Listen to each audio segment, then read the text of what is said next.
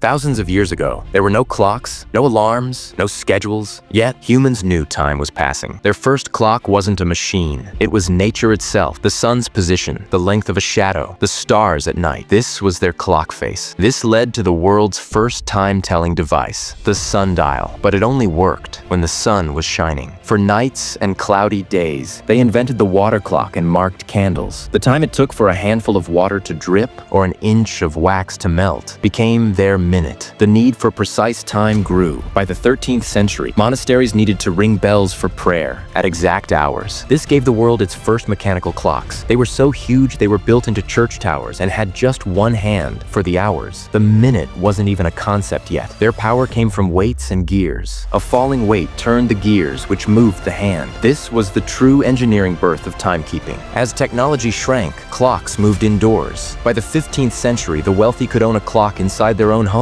But the biggest leap came in the 16th century, the mainspring. Now a clock didn't need weights. This tiny coil of metal made the pocket watch possible. For the first time, time was in your pocket. By the 20th century, it was on your wrist. Electricity made clocks more accurate, but nothing changed the game like the 1969 invention of the quartz crystal. Its vibrations are so regular, it made timekeeping cheap and ultra-precise for everyone. Today, your phone syncs to atomic clocks, where 1 second is defined by 9 billion vibrations of a cesium atom from a shadow. On the ground to the vibration of an atom, quest to measure time is one of humanity's greatest journeys. We didn't conquer time, but we definitely mastered how to track it. If clocks vanished tomorrow, how would you run your day? Let me know in the comments.